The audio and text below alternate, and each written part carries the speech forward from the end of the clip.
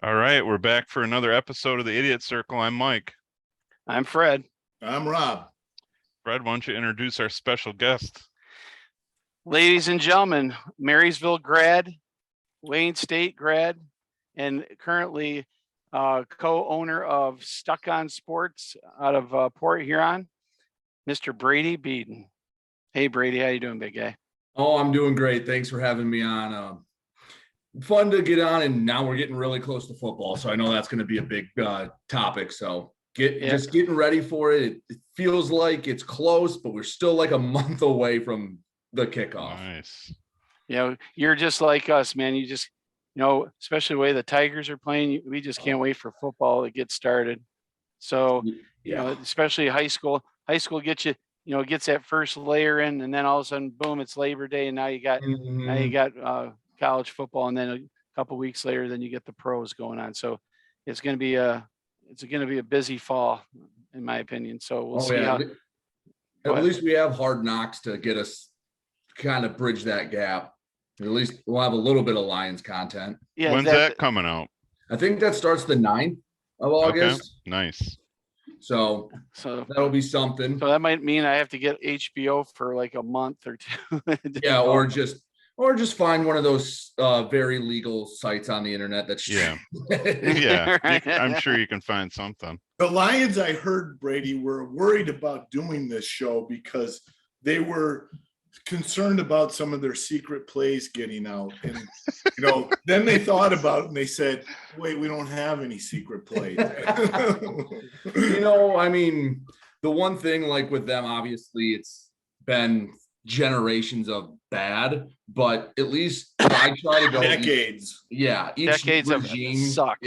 I try to give a fair shake because like Brad Holmes and Dan Campbell didn't draft Charles Rogers. I know it's a part of the whole thing, but I try to at least give them a fair shake. Granted, that hasn't worked out in 60 years, but hey. How old are you, Brady? What? How old are you? 60. I'm about to turn 26. See, that's your youth and your optimism. When you get in your 50s, you're like, oh, fuck it, they suck. Wait, you guys are high on them. You guys are high on them this year. The win totals you guys are throwing out are fucking insane. No. I said 8 is the over-under. Yeah, but what did you pick? You said 7, or what did you say? I said 7. I think Fred said 8. Yeah, that's too fucking high, man. It's 5 is maximum. Well, the thing with them, like in the whole history is like teams are bad until they're not. The Saints were a joke until Sean Payton got there. Patriots had okay success till Bledsoe and Belichick got there. So the way I put it, and again, it's probably my youth, but you're just bad until you're not anymore. Like, look in basketball, look at the Nets. They were a joke forever, and now they have superstars on their team and that can't get out of the first round. Yeah, but at least they have guys. Yeah, at least there's hope for right. And it just takes one person most of the time to turn it around, or one regime. So again, maybe a tribute to youth, but Sheila Ford Hamp or whatever her name is, she was on TV a while ago, and she said, we've been around for, 77 years, 88 years, whatever. She goes, we've had good years, we've had bad years. And I thought, I wonder what year was the good one. They are few and far between. Oh yeah. Well, the Mike Utley year when he got injured and they went won like 10 in a row or whatever. That was the best year. But then get beat in the first round, or? Well, their best year was when they went to the NFC championship game and got throttled by Washington. Yeah, which was 3 years before I was born. Yeah. Yikes. So 29 years ago is what we're saying. Yeah, basically, yeah. Ouch. Wow, Brady. Hey, Brady, let's get into a little bit of Stuck on Sports. I mean, tell us a little bit how you started this or got involved with it. And I know you cover a lot of St. Clair County football, right? And you have some great teams in the county, like you have Marine City Mariners. Right. You have the Marine City Mariners. Oh, and you also have the Marine City Mariners. Hey, wait, he's a Marysville grad, so take it easy, man. Yeah, easy there. Easy, Toma. Well, yeah, there's obviously Marine City is going to be they're kind of the opposite of what you think of the Lions. You're going to assume they're going to be really good. You assume they're going to be league champs until they're not, until they have 2, 3, 4 of that one aberration 4 and 5 season in a row. It's going to take basically a full class before you stop putting them in the upper echelon. But kind of like when you think about Alabama in college football. I would say a little bit, because I mean, Alabama, you kind of pencil in as the SEC, and the Marine City and the MAC, you always write it in. Now you can, before the season, you look in and you try to figure out when the road gets really tough in the playoffs. I mean, last year, let's be honest, the first 3 rounds were probably the easiest road any of the semifinalists had to take. You didn't run into Frankenmuth. You didn't run into some of those other big schools until Portland, and then obviously took care of business there. But you can look at some other examples where a team maybe in Division 4 across Lexa Marysville runs into Country Day, or runs into, you guys remember Flint Powers back in the day, or Orchard Lake St. Mary's. Yeah. Yeah. They end up in your district and you have a really good team, but you lose in the district and you're going, oh, well, it's a disappointing season. So it comes in a little bit of that, but yeah, they're obviously always going to be near the top, but there are some schools building things. I think Lex is a school in the BWAC. If they keep that staff and they keep that churning out, they're going to be a contender year over year. I know they've had ups and downs, but that's a school with a lot of tradition. Now that North Branch is in the BWAC, I think will be better more years than not. Almont, you guys know really well, is always going, even on their down years, they're always going to be a playoff team. They're always going to be near the top of the BWAC. And then it's high school sports. It's cyclical. Marysville will have a few good years. St. Clair will have a good class come through. Richmond always seems to have athletes come through and play. So there's always going to be, look what Armada did last year. They were almost your opponent in the regional final. So there is a lot of talent in this area that I think sometimes gets a little overlooked. Like you're right. They've been getting overlooked. They've been getting overlooked since I've been in high school. Unless you got into the regional finals, or even farther into the semis or the finals, nobody even knows who the hell you are. Now that Marine City is probably, I would say, in the top 5 most wins in the state of Michigan, especially at Division 4. And the thing is they're top 4, but the thing is most of their wins were in Division 3. For the better part, or Division 4. They're Division 5, and they were Division 4. Now the thing is you think about how type of a program that is when you look at their enrollment and the lack of people to pull from, and then for that team to be able to do what they do year in and year out is just phenomenal. Well, it's a religion in Marine City. It's an institution is what I call it. Is every kid throughout the program knows everything now. Yeah, because it's always football season is kind of the joke we always use. Like, yeah, they're playing basketball, but after practice, they're getting in the weight room and they're training for football. Baseball season, but they're going to maybe go run after or go lift, and they're always thinking about football. Other schools might have that for other sports. I think you can use St. Clair baseball as an example. They might get done with football practice and they're going in the cages, or they get done before school for basketball. They're getting a bullpen in and things like that. But yeah, that's part of the reason why is you have the community buy-in from the varsity all the way down to the junior football. And one thing when I always talk about Marine City is you never hear about a Marine City JV team going 9-0 or being this dominant force, because they understand the building blocks of how to get to a successful varsity. No one cares if your JV program goes 9-0. There's no JV state championship. And I think Marine City is the example of that, because I never lost to Marine City in football until I got to varsity, and then I couldn't beat them. Like, I beat them in 8th grade, beat them in 9th grade, beat them JV, and then you get there and it's, oh, this is why they were building to this.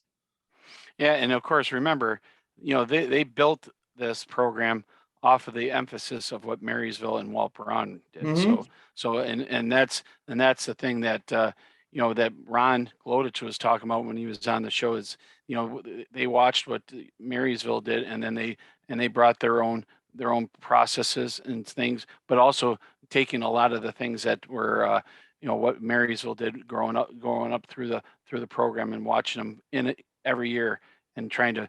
Their goal is to beat Marysville. Brady, you've seen Rocky, all the Rocky movies, right? Yeah. Remember when he goes out to Russia and he goes into the forest and the woods and he trains like the old school days? Mhm. All he has on his mind is beating the Russian. That's what it was like in our day, trying to topple Marysville.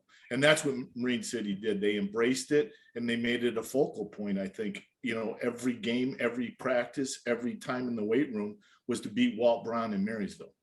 Well, yeah, I mean, you had that. I mean, if you remember before, basically between Walt Braun and the Coach Sullivan before that, he was way back, but those two lasted basically 50 years at Marysville. You remember they had a mythical state title or whatever before Walt Braun got there. So Walt Braun didn't just start anything from the bottom up. He didn't start with a bare cupboard. He was able to take a really good program and make it the state power it was. And then, that's always what you hear is Marine City basically became obsessed with beating Marysville. And then they did. And the tables have kind of flipped since the turn of the century. Yeah. And it's funny you say that too, because Walt, Walt came in kind of just like Bob Siskevich came in, because Jerry Workentine didn't leave the cupboard bare. He had started, moving in the right direction, and Bob came in, and then it was time. Okay, we got the guys now. We just got to get them to buy into it. So in your case, like your dad played for Walt. Mm-hmm. He stopped playing football, I think, because of hockey his sophomore or junior year, because obviously his hockey schedule took him all over the place. But, and of course he played baseball at Marysville, and he had Coach Hauk. I mean, so you look at all those, and you see they're almost looking like in a mirror. And the thing is I knew the year that Dave Joliker was the running back for Marysville, and we buried you guys in the playoffs at that time. That's when the turning point where it started to switch. Mm-hmm. You guys were always solid though. I mean, and it's always something you always have to worry about is you guys coming in or out of Marine City. It's funny you mentioned like Dave Hauk, because I see a lot of similarities. You go back to that era of Marysville. You had Dave Hauk, you had Jim Vina, Jack Quinlan, you had John Knuth, all within the program, and there's others that I know. Those are just off the top of my head, that were there forever. That they were and you had the consistency. Look at the coaching staffs at Marine City. They're largely the same people. Yeah, Darren Letson was now a third-year head coach, but did it feel like there was really any change when he came in, or did it feel like, okay, slide Coach Glodich out, slide Coach Letson in, and you still have everyone beneath them, and you still have a ridiculously large and quality coaching staff for a high school team? And he was a first-year head coach, but in all reality, he'd known the program so well. You could have probably selected 3 different guys and you get good results. And that's not saying that the job was easy. It's saying that it's so indoctrinated to everyone in that program that everyone knew what the expectations were, knew how to get things done, and have been able to do so. And he does a really good job. I call him the CEO of Mariner football, because when you go to a practice, he has position groups running. He trusts everyone. He does a good job delegating and letting his position coaches and his coordinators do what they need to do, and knows when to be hands-on, knows when to be hands-off. And that's why it was such a smooth transition. Brady, let's step back a moment and go back to how you got involved with Stuck on Sports, how that came about. We heard a little bit about your playing career. You played football at Wayne State as well. Yes. And so walk us through that scenario. Yeah, so when I was a senior in high school, that was the first time I met Dennis Stuckey. I knew back then I wanted to get into this business. So I got in touch with him, started going on a show sporadically. And then as college went on, I would go on more and more and help him with broadcasts when I'd be back for basketball season, as I'm getting my degree, doing all that. And then I get back I graduate in the winter of 19. So I think my graduation was in December. As soon as I get done, I work for the hockey team out of McMorran, the Port Huron Prowlers. And I worked for them for that season. And obviously 3 months later, COVID hits, the world stops. Sports don't exist anymore. What's that? What was that? Yeah, exactly. But your face was great though. Yeah, that was good. He's like, what the what? hell I are you thought talking you were about? talking about the hockey team. I'm like, they don't do that bad a job. Like I thought We're just fucking with you, while. Brady. Oh, yeah. But anyway, so the world just stops. No sports, doesn't exist. So it's the worst time to graduate and go looking for a job. And it's just, yeah, it sucks. Dennis at the radio station, obviously, a lot of restaurants, a lot of businesses are just trying to stay afloat. They're not advertising. He was a COVID cut. So we're talking the day probably around this time 2 years ago, and we go, what the hell is going to do high school sports now? We're like, the Times Herald, who the parent company doesn't give them the funds or the ability needed to do the job how it needs to be done. The guys there have worked hard, but they're one person and they're just so limited, and there's no one else. That's it. So we like, the radio station won't cover it because they just cut sports. They cut their one guy that would do it. So we go, why don't we do it? We have the know-how, and there's not going to be any jobs coming calling anytime soon. So we made it happen. We got it started. And then the day I think we just set our schedule, got a bunch printed in 2020. It was like the third day of camp, and that's when they paused the football season again. So we're going, okay, now what? Because we just had this already, and you remember how crazy 2020 was when you didn't know. I mean, we didn't know if there was going to be a football season at all. And eventually, I think I was on the golf course with some friends, and we get the notification that the MHSA is allowed to start and have a 6-week season, and we get started. And basically from that day to the kickoff, I think it was 13 days, we had to get equipment, get everything, go sell sponsors, go sell ads, and get it all ready. And first game I did was Marine City Fits. And since then, we've been off and running, and 500 some games later, we're here. Amazing. And talk about how you listen to the program and you listen to the games. Tell the so how to listen. So it's just called getstuckonsports.com. It's all internet. Yeah. We have so you go on the website, there's 2 players. One is Dennis, one is me. So for example, kickoff on Thursday night, I think it's the 25th. One of us will be at St. Clair, Richmond. One of us will be at Marysville, Almont. It'll say right there, you just hit play and it plays, and it sounds just like the radio, but it's on the internet. Now our show, we do it 3 times a week. We just talk about only high school sports. Just like any sports talk show you'll hear, it's just called the Get Stuck on Sports podcast. There's a link for it on our website, or it's on all the platforms, Spotify, Apple, Google, whatever you really use, any of the major ones. It's all on there. So that's how you can listen. And right now we're in the middle of our coaching interview. Like, we're starting to gear up. So we had Coach Grunman on from Yale. We had the new Emily City coach on that actually came out today. I think we're going to have a few more coming on before camp starts, and then we'll do our camp shows where we go live. And I think we start off at Marine City the day practice starts. Nice.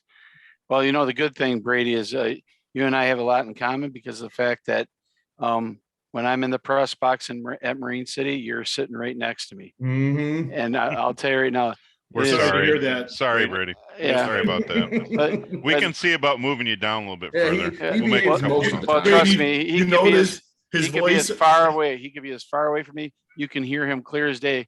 And I'll tell you right now, he says some of the funniest damn things during the game. And of course, I'm getting ready to announce who just made the tackle, and he's making my ass laugh because he said something like, "Yep, Marysville's got no chance of moving the football. They look like a JV team playing a varsity team." I'm not that brutal. No, but he does it. He does it in a very subtle way. He does it in a subtle way, but you can see this little small. Yeah, because you see what's going on.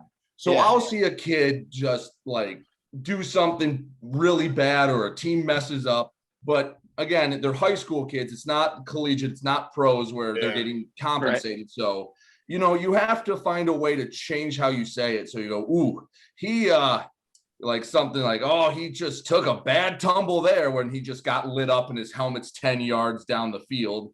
Like, you just have to find a ways to mask it. But when you see what I'm talking about, you're going, that's a very nice way of saying they did something really bad. Brady, let me ask you this. You hear Fred's voice normally. Let me hear your impression of Fred when he's in the press box announcing the game. Let me hear it. I know you got it, buddy. I know you got it in the hopper. Let's hear it. I don't know. My girlfriend's doing homework in the other room. I don't know. Come on, Brady. Come on. We know you got it. We know you got it. Let me think. So I know he gets real excited when the cannons go off, and it's just something like, your Marine City That's pretty good. Going off everywhere. Someone bought fireworks. They're shooting off in the distance. And meanwhile, you have Warren Lincoln standing on the other side, just waiting and knowing what's going to happen. Fred, are you jealous of that porn stash that he's got going? That's a killer. And I like how he touches it up all the time. Yeah. Well, I am kind of envious because I can't grow a mustache. If I tried to grow anything, I look like Shaggy from Scooby-Doo. I can't do it. Well, a heavier version of Shaggy, but yeah, well, shut up. I can only grow right here for a beard. That's why I have a mustache, because none of this grows in. So I grow this, and now everyone's calling me Rooster because they saw Top Gun and they say I look like just a bigger. Oh, you do look like you do, totally. You do look like good him. point. Oh, yeah, doppelganger for Miles Teller. Yeah, nice. I was like, who does he remind me of? And then when you said totally, the day it came out, I had 3 just completely independent people text me and tell me that. Oh, that's funny. Nice. That's so funny. Rob, when are you gonna grow the porn stash? Oh, I've had porn mustaches. Have you? I've had them. I'll do it. You want me to?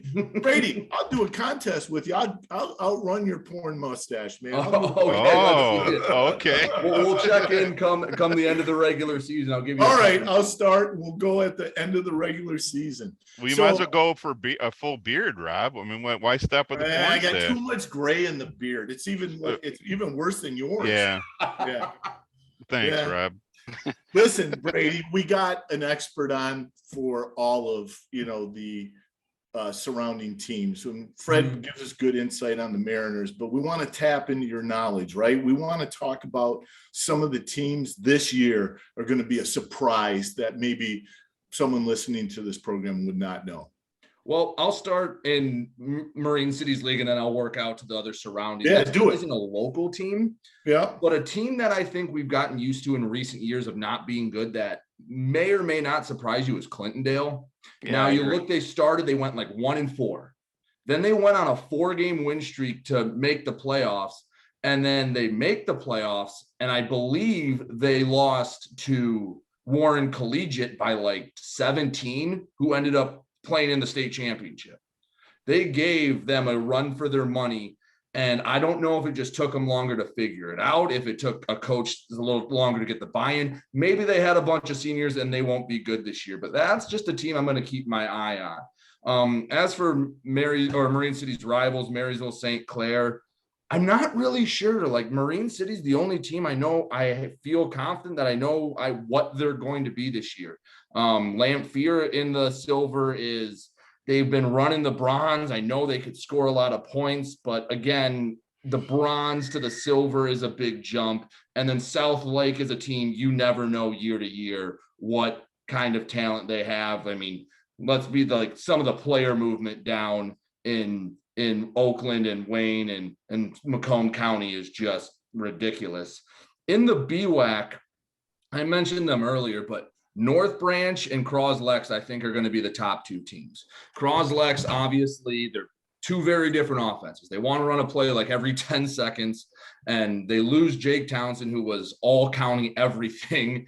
And the guy they were bringing in the replacement, Gavin Espinoza, he was an athlete last year, and I really think he's going to do a good job stepping in. Now, when you run such a fast-paced system, they might have to take a little bit. He might take a bump or 2 early, but I think he's going to be able to. He has at least the physical gifts to get to the point. Now, North Branch, I think they bring back over a dozen starters from last year, and they run that wing tee and they run it like I say Marine City runs a modernized wing tee. You'll see them go from the shotgun, spread it out. No, this is Tom Osborne, 1994, Nebraska. 3 guys in the backfield. We're running it. You stop us. We're going to go through this hole and you still won't stop. Yes. It's going to him or him. And that's it. They have a 3rd-year starting quarterback coming back in Will Damaska. That's always huge for the system. And I just think North Branch is going to be a team that might start as the season goes along. You don't want to play wing teams later in the season once they really get moving. And they are probably number 2. And then obviously teams like Almont are always going to be good. They're my biggest wild card because I know they were younger. They probably lost their best defender in Brendan Hunsicker. He was amazing on the football field as he was the baseball field. And then Armada last year lost a lot of seniors, but they kind of stepped up on the map for the first time. And you guys get to see them week 1.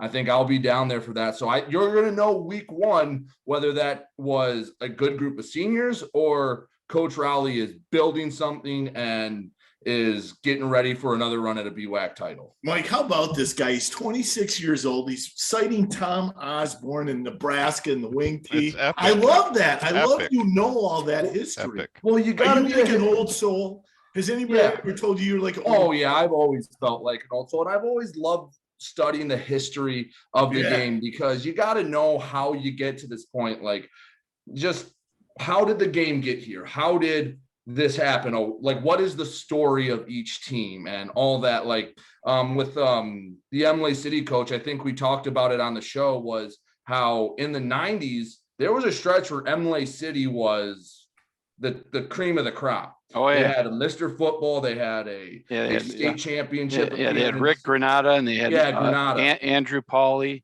and they had some Pauly big Short. bitches. They had Pauly big Short bitches. Pauly Short. And you talk to Marysville players of a certain generation, it's like Emily City and Marine City are right here because they would have wars in the Scal and things like that. So yeah, you got to be a student of where this team came from. Why are they here? Because it helps you get a bigger understanding of the program as a whole. And that's just in all sports. So let me ask you this, Brady. I ran into one of the assistant coaches from Croswell at the Thomas Rhett concert, and I asked him if he could get his. Oh, I didn't see you there. Yeah, well, I was there. Nobody ever remembers him at concert. No, I don't know what it is. He's hard to miss. Yeah, so I ran into him and I mentioned about the show, and he gave me the head coach's number. I'm going to try to get him on the show.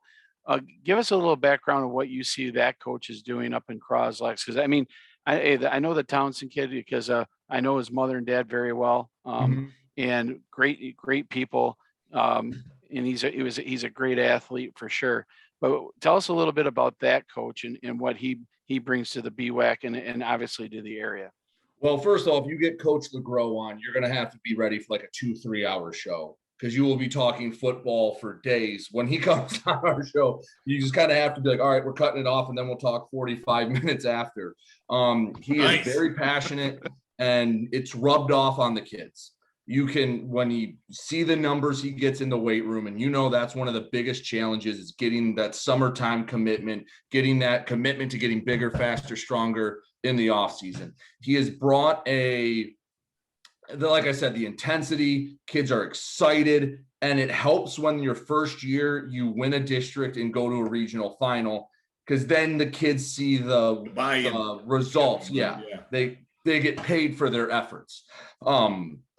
Granted, it helps a lot when you have Jake Townsend to walk in and you go, here's this system, and it's bing, bang, boom, running it. Now, they lost a lot of really nice players. We talked about Jake Townsend. Sage Slanik was a guy that when Townsend was in trouble, he could kind of just go, all right, he's over there somewhere, throw it, and he'll probably catch it. Kirk Wilson, I think, ended up, I'd have to double check, but he was either close or he got on the state, like the list of state records for tackled for losses in a season. I want to say he had close to 30 or over 30 in just last year alone. Wow. So they lose a lot, but they have a lot coming back.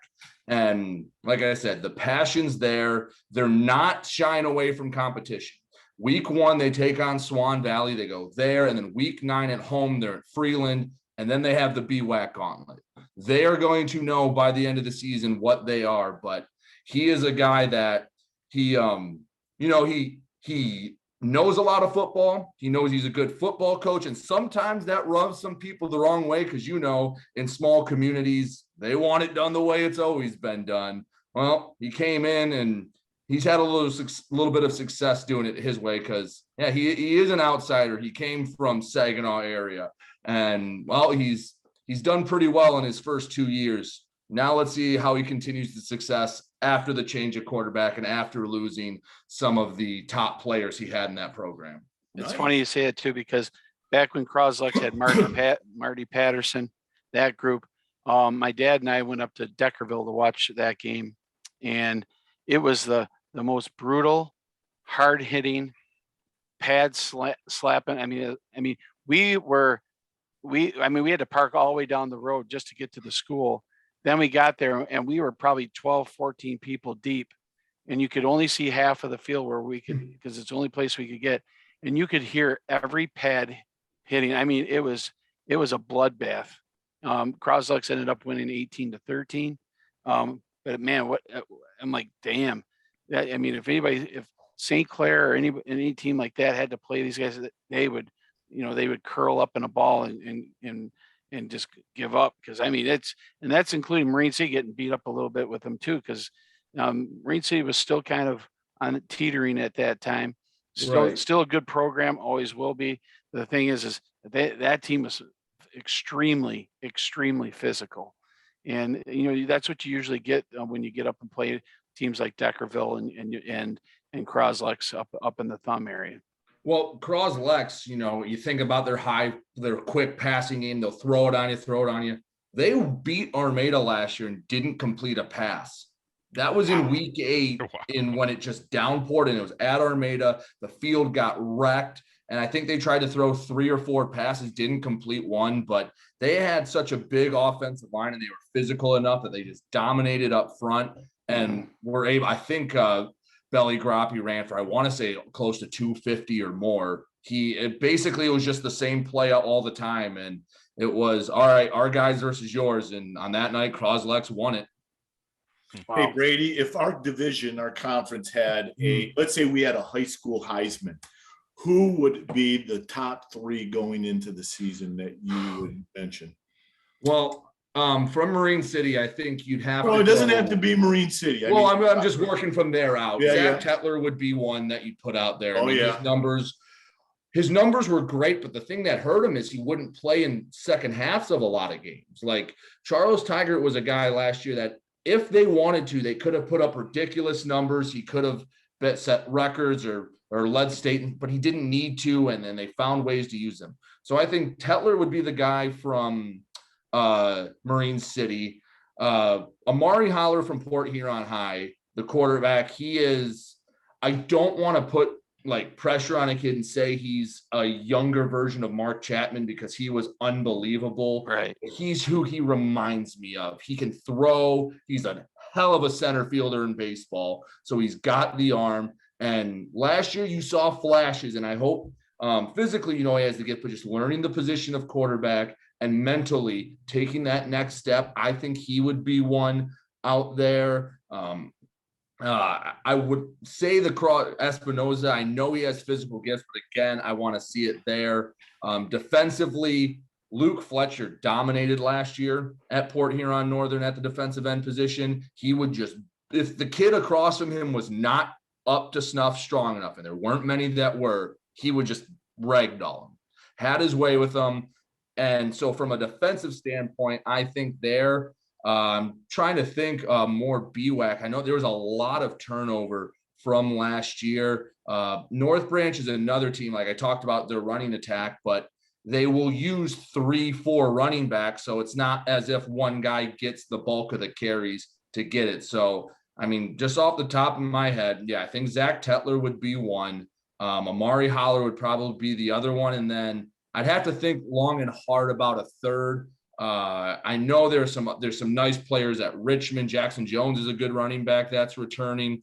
They have a sophomore quarterback who's coming back after half a year experience. But another defensive guy, one of the few guys that remained from Armada, Vinny Fodale, was kind of that anchor of that defense, or one of them, and he'll be back. And he's probably one of the guys that will just eat up tackles for the Tigers all season. Hey, Mike, did you see that the Port Huron Big Red, they're still Big Red, right? Mm-hmm. Yes. Yeah, they're going to open up in the big house, right, Fred? Is that what you told me? Again? Really? Yeah, they're opening up against Grand Rapids Catholic Central. Yeah, so why do they get that nod, Brady? Why does a team like they're going to be that good? I mean, us Marine City people thought, why don't you have the rematch in the big house of the state championship last year?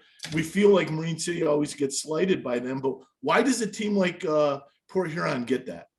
Well, it's probably, I don't know this. This is speculation. I didn't hear how it happened, but it's probably just connections. Someone at Port Huron knew someone who helped set the whole thing up, and they asked if they wanted to play in it, or asked if they could, and it's how it ended up happening. But yeah, I am a little surprised you haven't seen Marine City at the prep kickoff classic at Wayne State. I was just going to say that. I've been shocked by that. Like, you figure you can get them, and get them in GRCC as an opener, or, I mean, again, a lot of the things that go into scheduling, I don't know when the Armada game was scheduled. I don't know when the contract was signed. That's another thing you have to think about there, is if in January they had already solidified that they were playing Armada, then week 1's not open. So if they come asking in May or June, they can't do it. I don't know if that's the case, but yeah, I'd like to see Marine City get a shot in one of these showcase games. I'd like to see more. I'd like to see Croslex. I'd like to see more teams get a shot in these prep showcases. But the other thing is, they usually just cater to bigger divisional schools, because you have a school with 2,000 kids, you're going to get more kids. You're theoretically more kids, more families, more people to come down than, hey, I can invite Ubley and I get the whole town of Ubley, but that's 300 people, where Dakota has 300 on their football team in their program. Well, I think the Marine City fans would show up. I mean, they always plus the surrounding area. I remember the first state championship, it was nuts, the people that went to the Marine City. Largest crowd to watch a high school state final ever in Michigan history. Yeah. Oh, like I said, I'd love to rival our numbers here on the Idiot Circle. I don't know if you know that. Right. We just get very close. Were you nervous before today's show, Brady? Because we reach so many people. I mean, well, I'm always a little nervous. You want to represent yourself well.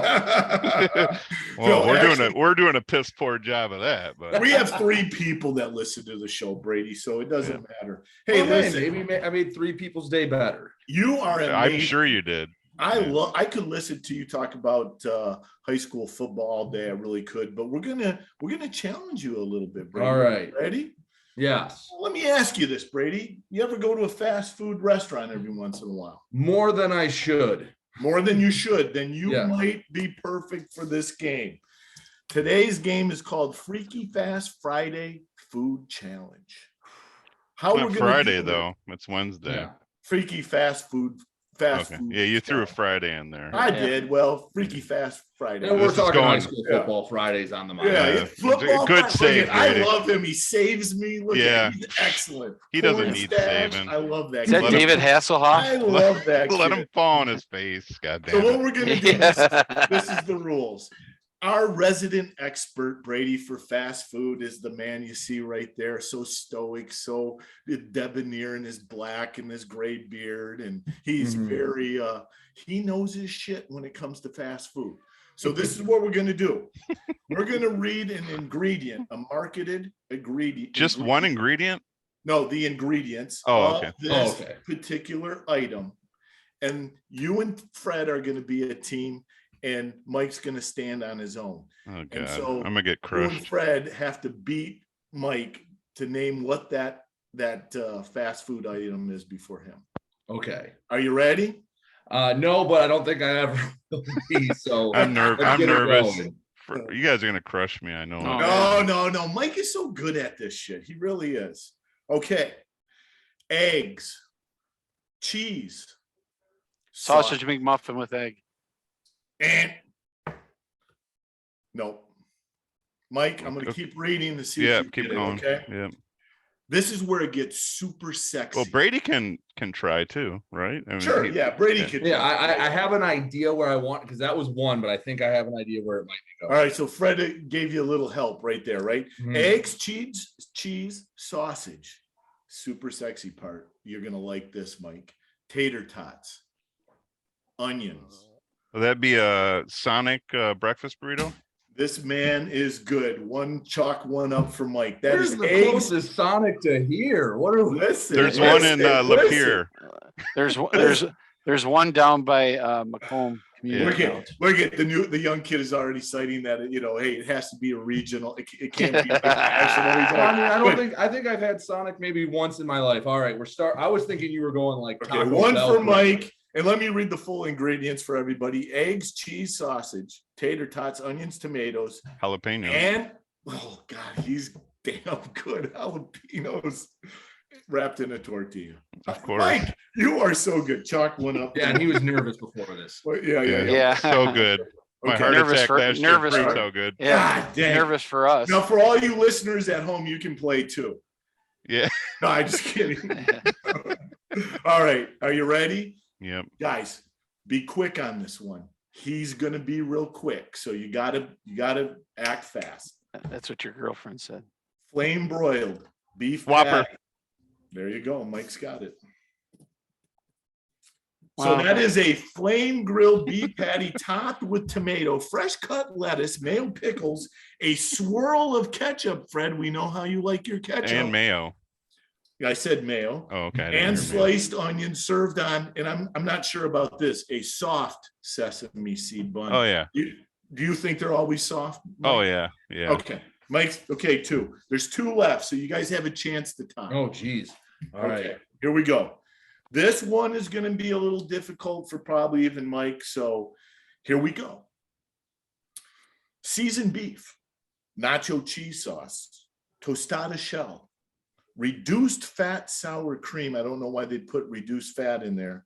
Lettuce, tomato, and wrapped in a grilled tortilla. Oh, Crunchwrap Supreme. Good night. He's unbelievable. Taco Bell. Taco Bell. Yep. Well, see, the thing is with that, like the Taco Bell ingredients, that until you got to the last part could have been like 8 different things on the menu. Exactly. Yeah. Because I'm like, all right, but see how good he plays the game? Right. How good? Yeah. Mike, I'm going to do one. You've already won, but I just want to see if you get this, and I want to avoid the sweet. Let's try. Tender morsels of hand-cut chicken strips, dredged. Everything dredged is good in food, right? Yeah. Dredged in our succulent cookie dough batter and deep fried to perfection. Sounds like something from a carnival. That's got to be something from Hardee's or something. Is that your final answer? Chicken strips with what cookie? Listen, I'm gonna give you a tip. Sounds delicious, by the way. I know you like it. That's why I put it in here. So when we did our group chat text a couple days ago, a week ago, and I said top 3 restaurants go, you named this restaurant as one. Popeyes. Chicken. Popeyes, really? Ooh. Popeyes cookie dough chicken tenders. Never seen that on the menu. Never seen that on the menu. All right, that Brady. must be that we must avoided be the sweep down south or something. Gentleman sweep. I'm Good telling job, Freddie. Sweep the leg. Sweep the leg. Oh my God, Rob, that's hilarious. So, real quick here, Brady. Your dad, very good athlete at Marysville, and he moved on from Marysville to play hockey at Ohio State. Yep. Does he still follow Ohio State? And what does he think of the Guzzo kid from Marysville that's down there? Oh, he thinks it's awesome. I mean, think about this. How many Big Ten programs, big time like that, have had 3 hockey players from the same small town in Michigan? Because remember, Nick Schilke was there too. So Ohio State has had 3 hockey players come from Marysville. I just wonder how many other cities they've gotten 3 hockey kids from. Yeah, he'll make several trips down to watch Ohio State hockey. I mean, you go in the house, it's everywhere. He has more sweatshirts and t-shirts than he knows what to do with. I mean, it's like anything else. He went down there, they paid for his school. He had a great time there. And yeah, he's been following the program ever since. So obviously being born into it, I didn't realize how weird it was at first that, I was like, yeah, Ohio State fan, my dad went there, whatever. And yeah, so he is a very passionate Ohio State fan, to say the least. And what does he think about the Guzzo kid? I think he is very happy, impressed. I haven't talked with him about that in a while, but yeah, anytime a kid goes down there from this area, he makes sure to go and follow and keep track of them, because it is really cool. Because just a side tangent, you look at all the hockey talent that has come from this area. If Michigan was like Minnesota, where high school hockey is the only game in town, it would think about just the talent from St. Clair, Marysville, Northern, and the games that would have happened between them. Just go and look at how many junior kids. Obviously, Tyler Mott and Jack Campbell, but there are a lot of kids that went and played smaller college or junior hockey that would be second line guys, third line guys on teams. You had Rogers, the kid that from Marysville that went to Notre Dame to play goalie. Like, there has been a ton of hockey talent in this area. But the thing is, with hockey, you have to go to Detroit to play. So yeah, they're from here, but usually by the time they're 15, 16, they have to pack their bags and go somewhere else. So it's not quite the same feel as other sports when a kid moves on to the next level. So that's a good point. That is a great point. Yeah, and not to mention the fact, how astonished or crazed are you about how many athletes have come out of St. Clair and are playing professional sports? You got Tim Alito, right, Tyler Mott, Jake Cronenworth.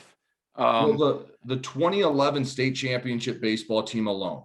Okay, Joel Seddon, Jake Cronenworth. Those are the big ones. Then you have Jared Toby. I think he was a freshman on the team, and he is, I believe, in AA in the Tiger system right now. You have Tyler Mott, who we all know right now. I still think he's a free agent in the NHL. I don't think he's signed anywhere. He needs to come to Detroit.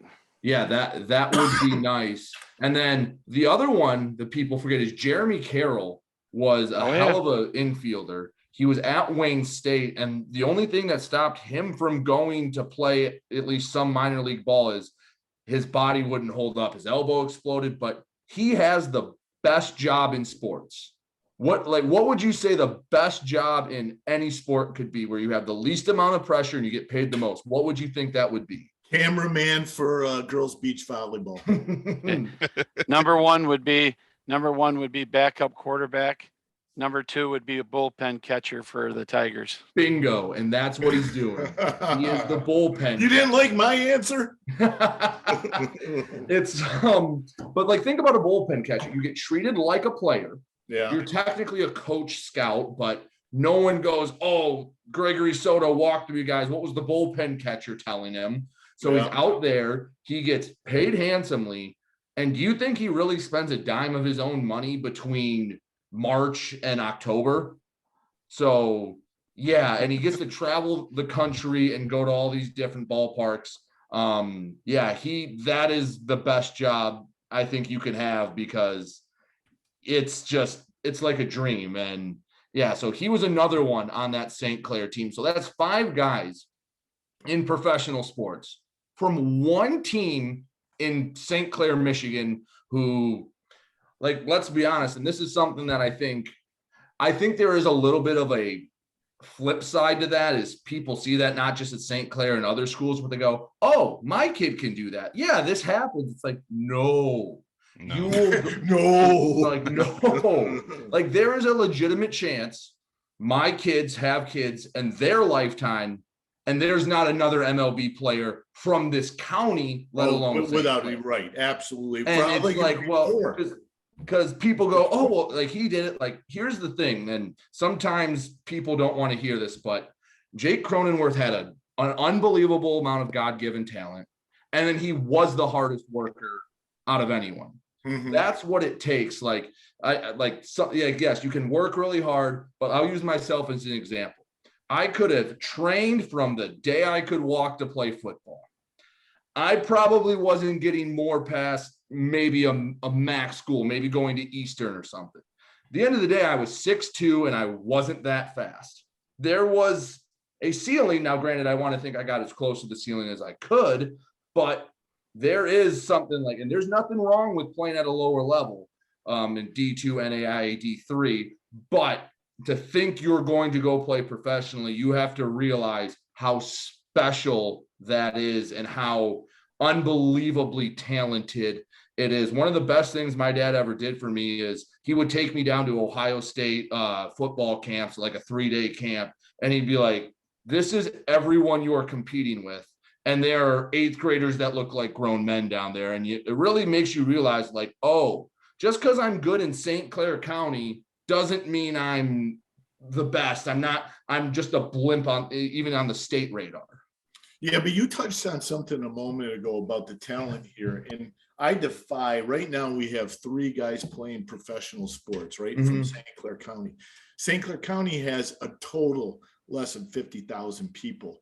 And to have 3 there's not another segment you could go around this country and take a circle of 50,000 people and have 3 professional athletes. It would be hard. I'm sure there's probably like some little big cities, LA, something like that. Or there's some little village in Minnesota that all they do is play hockey. But the fact that you have it in 2 different sports, and the fact that, I mean, they're just not in there. They're thriving. Like Jack Campbell just signed I think a 5-year, $25 million deal. Jake Cronenworth was at the All-Star game, like things like that. And he Tyler got totally going to get a good contract. He just played in the Eastern Conference Finals. Like, they're not just there. Well, they are. And Guzzo, because if you watch any Ohio State hockey, I have in the last couple of years, I'm sure you have. You watch an Ohio State hockey game, they rave about that kid. Oh, yeah. He's and then there's going to be in the NHL. Oh, I can't think about the kid from Marysville. He was drafted. I think he's at Michigan right now. Who's that, Fred? Shouty maybe, or no? Yeah, no, that was there's a kid though. I think he was drafted by Vancouver a year or 2 ago, and he's at God Michigan bless right him. now. I'd have to check, but like back to the hockey thing, but it's ridiculous how much talent there is, and the fact that there is that talent, but there is a lot, but you also have to realize how tough it is to get to that spot. So let me ask you this. I mean, because of that talent that's been migrated from here, do we really have to look at Glacier, like a place like Glacier Point? Is that what it's called? Yes. Yeah. Do we have to tip our hats to them because they are developing in their youth program some phenomenal athletes? Well, the thing about youth sports right now that is tough is, especially in hockey more than at any other sport. If you're a parent of a hockey kid and you know he's at least good enough that AAA comes calling, you really have to make that decision at about 12, 13 years old, whether you're going to make the financial commitment to try to get them to the next level. Because once you get to that 13, 14-year-old group, you're going down to Detroit. You're playing Little Caesars, Bell Tire, Victory Honda, CompuWare, all these teams and organizations that are coached by high-level guys. That's where, like, the OHL, the Saginaw Spirit, the Sarnia Sting, the Flint Firebirds, where they pull their kids from. Yeah. So it's not like it used to be, where you basically would play in your hometown until you were 16 years old, and then some scout that discovered you on a trip would come get you. So that's, again, why there's so much hockey talent, but it's just hard. It's not the same. Like, we all watched Jake Cronenworth play baseball at St. Clair. You guys all watched Tim Lolito snap the ball and play at St. Clair and things like that. But not a lot of people got to watch Tyler Mott play hockey They saw him play baseball and they saw him do other things, but not play hockey in their hometown. Not a lot of them after basically by high school age were playing games in McMorran Arena. Yeah, because I know Jake played hockey as well. Right, and he was that's the thing people forget. He was a damn good hockey player. Right, and we got to remember that Tyler's brother, CJ was played for Ferris, and I think they had gotten to the Frozen Four. Yeah, and then he was in the Islander organization. Then he was playing over in Europe. Yeah, I think he was in England playing. So yeah, you kind of forget because Tyler's in the NHL, but he's still making a living playing hockey. Oh, yeah. I want to say he was in England playing, and like that's still an incredible accomplishment. Hey Brady, question for you. Yeah. How do you think the NIL and transfer portal are affecting high school sports now?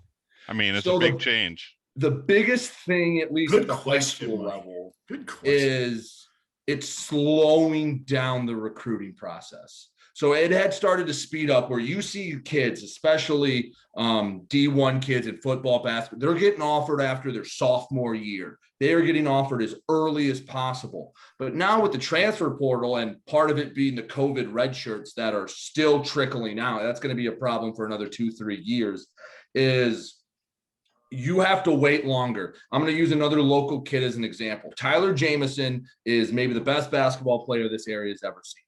I think he has 2 official offers right now. And you watch him play and you're going, there is no reason he shouldn't be at a max school at Oakland, something like that. But what he ends up being told is they're going, hey, we don't know what we're going to get because coaches are now making the decision. Let's say you're the head coach at Oakland, you're Greg Campy at Oakland.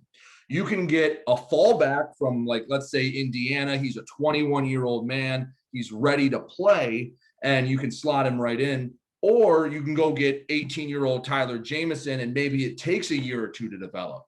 And you guys know college coaches, the pressure's to win now. And you basically have a year or 2 after you get hired to build it up. So that's where it affects high school sports the most, is you're seeing offers later and later because they don't know where or what they're going to have, because there's so much free player movement, where before you could scout, you could basically have a board saying, okay, in 24, I need 2 running backs, and we're going to lose 3 D tackles and a safety. We need to go hit those classes hard now, where now if you need them, hey, you're Wayne State, you're Ferris, you're Grand Valley, you can go to Western or Michigan or Michigan State and see, oh, this second string guy who's not playing wants somewhere to go. Let's see if we can bring him in and kind of have a quick fix. Brady, but how does it really affect Central Michigan? Well, same thing. Central Michigan. It's an inside joke. The kids from Michigan State. It's an inside joke, Brady. I could set this up, but real quick is Mike and I were talking to Fred at Warwater one day. And we're talking about how the transfer portal is going to spread the talent. And he said, no. Of course, we may have had a few cocktails by then. And by the end of the thing, he said, well, I just had 2. Yeah, but they were like this big, right?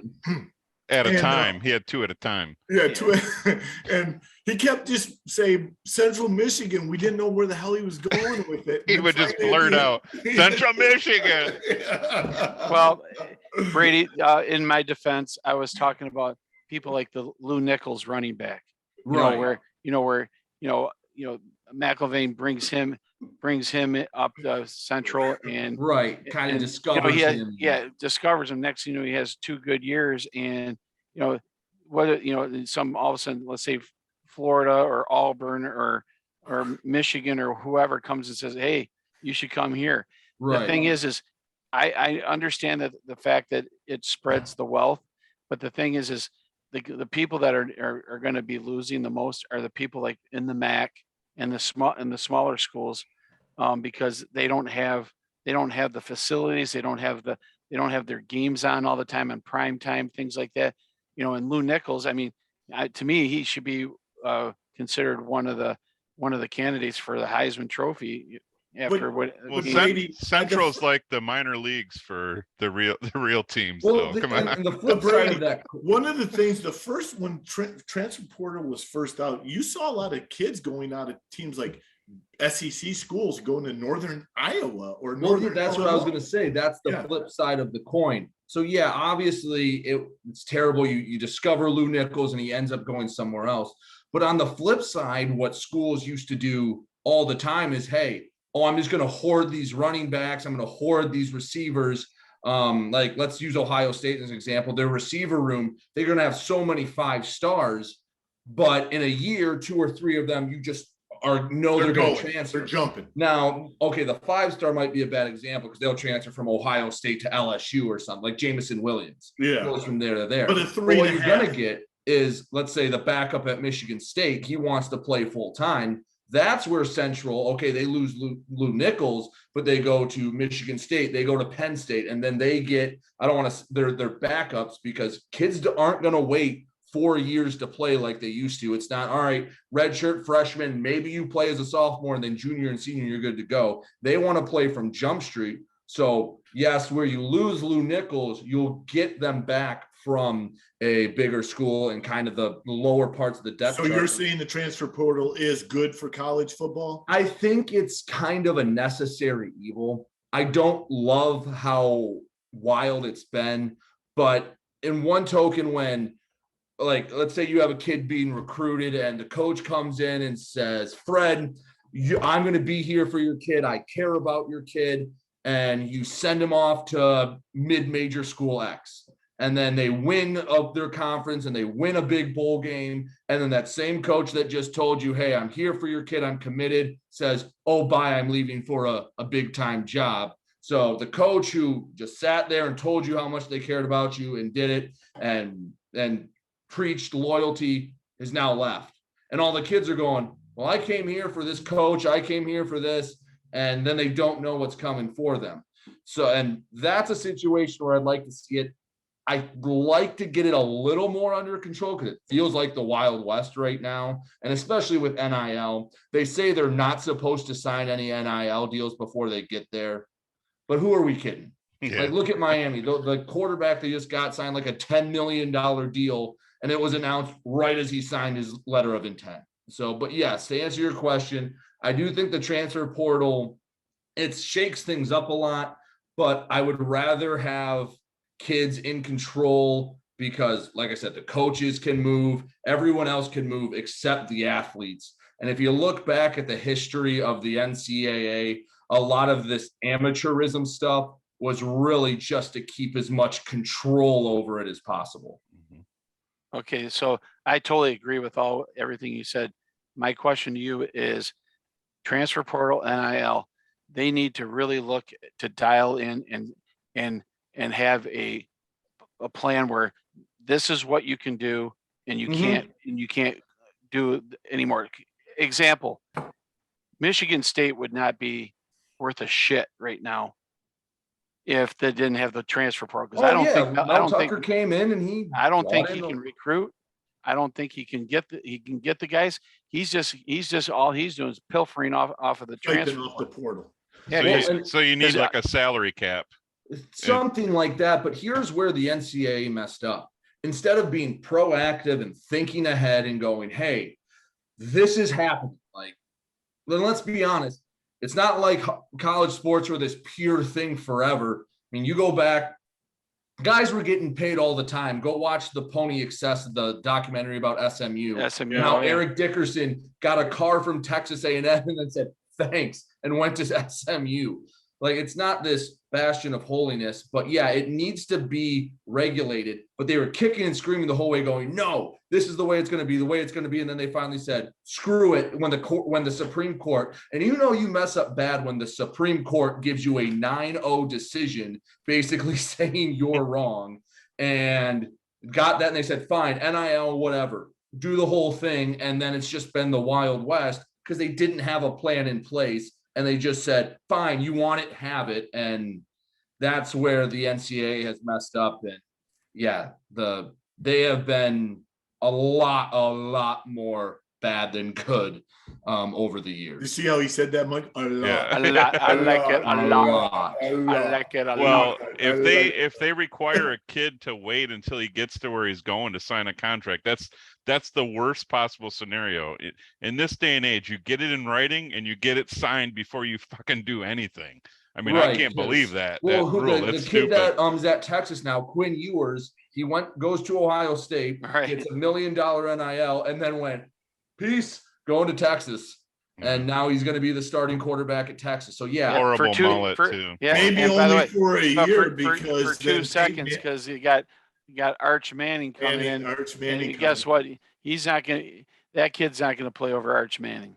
right. You said So he wasn't going to do shit. You told He's us not. Arch Manning's not going to do shit. Well, I don't think yours is that good either. So I mean, I'm not a fan of either one. So I mean, to me, yours is Mike, fuck you guys. Mike, Now, this is our kid life. that transferred down to Texas from Ohio State. For all we know, he could be Tate Martell. Oh God, what a yeah. How what many a schools did what he a play for? clusterfuck Like he 4? was. But yeah, I think you can find a solution where maybe you make scholarships 2-year agreements, and then after year 2, you're that's your opportunity to leave, something like that. How about you can only hit the portal once? Well, I still think that's the rule. Is you can only you. Oh, that's the rule now. Well, it's not. Yeah, it's not a I rule. think so. I'm pretty sure that you get one free. Everyone gets one. Yeah, because And if they do it a second time, then they got to sit a year. Unless they get a waiver. But that's good. Well, and here's the thing, there's a ton of things you can get a waiver for. So but you have to find a way to regulate. It's never going to be perfect. So I guess, like I said, maybe after your second season, you can decide if your coach leaves. I think you should be able to transfer carte blanche, no penalty. Absolutely. But I agree with that. There's got to be a middle ground, because I like that they're giving players a little bit more control over what they are, instead of just being basically a number once they get there. But they have to find this happy medium, and the pendulum swung so far to the one side. I think it'll eventually come back to the middle. But yeah, someone needs to step up and say, okay, this is what we need to do, and just come up with a plan to at least kind of keep it on the tracks a little bit. Two predictions I'm going to ask you. Give me your predictions. Okay. Michigan, Ohio State this year. Who wins? I think Ohio State wins, because I think that game last year reignited a fire down in Columbus that they are pissed off. And I guarantee you that game has probably been on a loop on every TV in that Woody Hayes athletic facility since the day after it happened. Follow-up question. Since the Utah game. They don't beat Michigan, is Day's job on the line? You need more. If that's one of their only 2 losses, no. If any Ohio State coach only wins 9 or 8 games, you're going to have a big section of the fan base calling for it. But yeah, if he loses again, I think, at least from the fan standpoint, there's a little bit of a conversation. But if, let's say, it's a 10-1 versus 10-1 going into the game, and they lose a close one, I don't think so. But yeah, like I said, if any Ohio State coach loses to Michigan 2 years in a row, on either side at this point in this rivalry, it's the question's going to come up. What would you rather have? Ohio State have 3 losses, lose to Michigan. Michigan have 1 loss as they go into the Big Ten championship and win. What would you rather have? So you're saying I'd rather have Ohio State with 3 losses or Michigan in the Big Ten championship? Well, Ohio State beats Michigan, but has 3 losses, but Michigan still goes to the Big Ten championship. Or I think I'd roll my dice with something else. I don't think I'd sell out for that. I don't think you're going to have Ohio State with 3 losses. Anytime. Well, it's anytime in our lifetime. They do play Notre Dame to open. That should be a fun one. They're going to crush. They're going to crush the Domers, man. Yeah, I like Marcus Freeman. I think he's. Oh, No, but let me ask you Wow. this: why? He's Really? not playing. You He's like not Mark playing Freeman, though. really? You have no data points to support that as a head coach. Okay, Why- no, why? because the thing I was going to say is I think he really has a good control of that locker room. Well, here's the thing. They said that going into the bowl game that this was a different coach. The players reacted to him more than Brian Kelly, but then they lost against Oklahoma State. Well, So being a light coached and being one that can produce, even if he recruits top 3, but transferring those is it's a little different. The chaos with the coach leaving because he left mid-December. He did right before. Yeah, so the chaos there is tough to handle because you're worried about so much else. But I will tell you this, a bad coach who has players that play for him is always going to be tough to beat. And then if you have a good coach point. that players like, that's when you get really good results. Yeah, when you have a problem. How many players do you think really like Nick Saban? See, it's hard to tell because your coach can act a lot different outside and you can kids understand, at least that go to Alabama, that they know that what Nick they're going Saban there to did. get to the NFL. Yeah, and they know that. I don't know what level of personal relationship it is, but I haven't seen anyone come out and talk about how they didn't like Nick Saban or Nick Saban was a bad person or anything like that. Not like you get with other coaches where you get reports, oh, he would do this. Like you haven't. I mean, maybe there is out there. And Jimbo Fisher. That would be the only one. Well, coaches he's saying players, but there's some with a Bo Pelini, he'd win 9 games, but you could tell players didn't like him. There'd be reports. You haven't seen that with Saban. So, but again, results fix everything. Right. So last question for me, and this is a great one, I think, and Fred will appreciate. Well, this. Don't pat yourself on the back. We'll judge whether it's great. We'll judge if it's a good all right, question. you be the judge, Mike. Utah, did they make it into the national championship? Great question. Utah.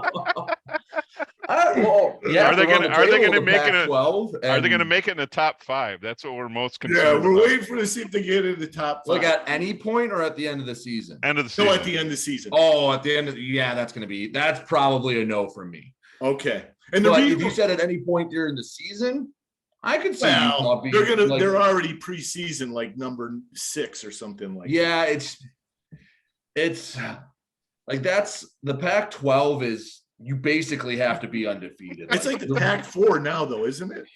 Well, they're staying together for now. It's the pack it up and leave is what it is. Yeah.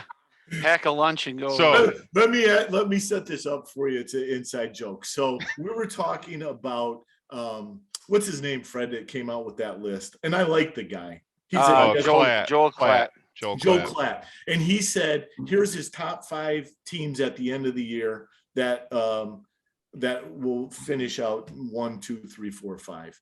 He didn't say Georgia. He said Alabama. He said Notre Dame. He said someone else. Ohio State, and Utah. And we were like, how do you not put Georgia there and you put Utah? And Fred said, if they make it as at the end of the season, one of the top 5 teams, he'll run down Water Street in Michigan or in Reed City naked. But see, we're all rooting for Utah. Wait, he said at the end of the season, not necessarily one of the 5 best teams, right? Right. So what that could mean is like Georgia could lose 2 really tough games or 3 really tough games. They could lose, let's say they lose to Alabama, they lose to another good SEC team that, okay, they end up 6 or 7.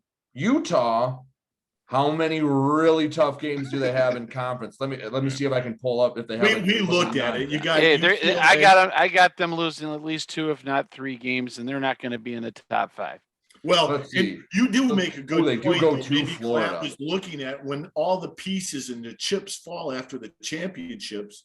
Will they be number 5? But still, do you think they would be number 5? You say no. Look, I mean, if I had to guess right now, no. Do I think it's a crazy proposition? Also, no. Because you look, okay, they open at Florida. Yeah, and that's probably the favorite game for Florida. They probably. So they're at Florida. I bet you they're the betting favorite in that game right now. And then they're home against USC, and their other big ones at Oregon. So can they get through that? So you're saying there's a chance. I'm saying there's a chance. They play UCLA too. Yeah, Chip Kelly's been. Yeah, they're at Who's UCLA, but UCLA doesn't have a home field advantage. They don't have anything. Yeah, UCLA. Poor UCLA. Poor UCLA. Now they're getting the governor's mad at them because they're leaving. They didn't say anything. Shouldn't wear powder blue jerseys. That's what are you talking about? Those are probably one of the top 5 uniforms and helmets. No, I don't think so. That's not for me. Top 5. No, that's mine for number 1. Ole Miss. What? Number 1? They're going to finish first this year, or no, helmets and jerseys. Fuck that. Michigan's helmets are the best. Michigan's better than Ole Well, Miss. their helmets are, but they fuck up their jersey, their uniforms all the time with the road shit, and I don't know. What do you mean? Their home jersey's always the same. Get the fuck out of here. Yeah, but they had all the blue with the blue. Yeah. They should only come out with the neon yellow pants and the blue jersey and the helmets. Okay, I have one word for you, Mr. Notre Dame fan. Yeah. Pinstripes. Pinstripes, motherfucker. That was just how about a 4-leaf clover with the number on the side of the helmet? That was horrible. Okay, it's horrible. What about Florida State's helmets? They're nice. Fred I likes them because they're Marine Cities helmets. We don't. I like Florida State. I didn't even think about that. They are very similar. Yeah, I like the helmets. Hate the team. Well, yeah. I mean, that's a given. Nobody likes Florida State. Florida State's going through a tough time, as we all know. Yeah. Thanks to Willie Taggart. Yeah, Willie Taggart did not do that. Any justice at all. He did not.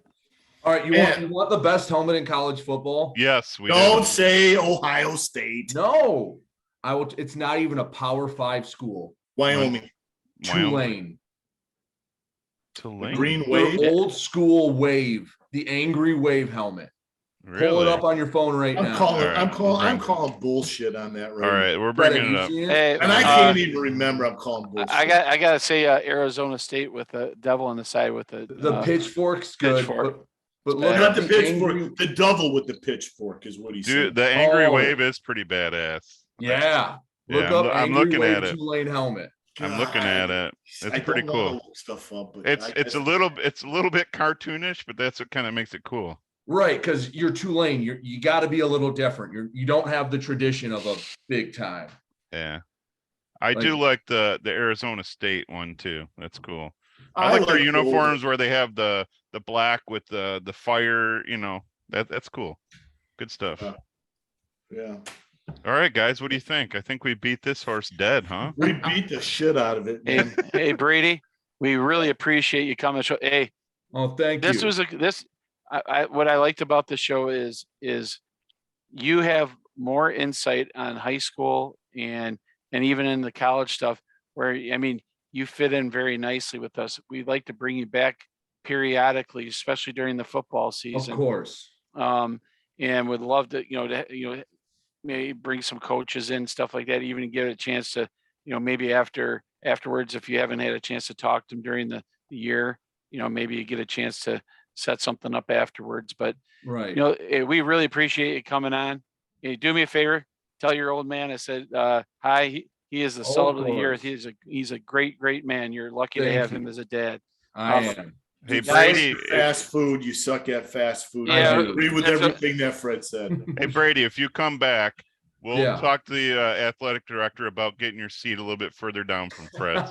Or just like a curtain next to me. Okay. A wall. We'll get a curtain. We'll get the former COVID President shield. Trump build a wall for you. Yeah.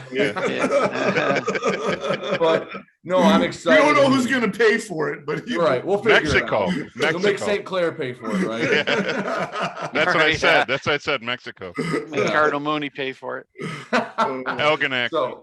So anyway, I'm excited for week 1. August 25th is going to be here before you know it, because like I said, St. Clair, Richmond, and Almont, Marysville. Those, Almont's never played Marysville ever. What? Yeah. Seriously?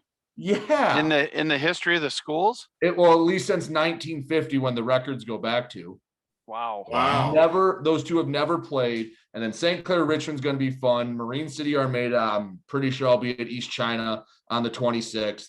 Dennis will be out at the big house for the PH Grand Rapids Catholic Central. And then since Saturday Mooney plays on Saturdays, we go to do the Mooney games because they're the only show in town on Saturday. So we have 5 games in week 1. Tell people how they can find you, listen in. Yeah. Again, getstuckonsports.com. We have players on our website, so go there on getstuckonsports.com. We also have a schedule. I don't think we've updated it quite yet, but we'll have our entire schedule there. And then our shows, we're doing coaches interviews right now. We have a lot more BWAC coming up. We're doing an entire camp circuit. Like I said, Marine City, St. Clair, Marysville, Port Huron High, Northern, Croslex. I'm going to do shows live from their camps during training camp. And then once we get into the season, we'll have preview shows. We'll have guest pickers come on. And then Friday nights we get back, we record a show that night and basically our live reactions. It's out by 2 a.m. in the morning. So when you wake up before you turn on College Game Day, you can basically get the fill of everything that happened in Blue Water area football. Look at that. That's awesome. Awesome. So just to let you know, Brady, if you get a chance to throw us into your shows or anything like that, just to let them know, there's a lot of people that we're having coming on talking. Next week we got Darren Letson coming on from Marine City football head coach. Oh, he's a talker. Oh, damn well. Tomorrow we have Bill Nesbitt, one of the coaches from Marine City as well. That should be a fun one. Yeah, and then we got to figure out the day yet. Darren has some obligations with his kids next week. We're going to figure out which day it's going to be, but that should be a pretty cool show. Sounds like he needs to redo his priorities. Yeah, right. No kidding. Idiot Circle kids. Come on, get it right. Well, on the following week, we got Craig Zimmerman and Jesse LeBoon on the play-by-play from Marine City. And we have Missy Fisher, the owner of Marine City Fish Company, coming on, because we try to promote local businesses as well. Right. And then on the 11th, we have the new athletic director at Cardinal Mooney, Kevin Mon, coming on the show as well. So we're going to be pushing it through the rest of the month of August. You guys, remember, get out there and watch listen and listen to Brady and Dennis do their stuff on Stuck on Sports. Guys, not to mention the fact, get onto our page on Facebook and on YouTube. If you like the show, give us a thumbs up. If you don't like it, thumbs down. Throw some comments in there. Hit the notification button so you can actually, get notifications back that we put a new show on. And then check out Facebook. Mike puts it on. Brady, Mike will get those links from you, and he will tack that into the show. So when people look on, they'll see those links as well. So, hey, Brady, thanks again for coming on. Thank you for having me. Really, really appreciate it. Anytime. Thanks, Brady. Cool.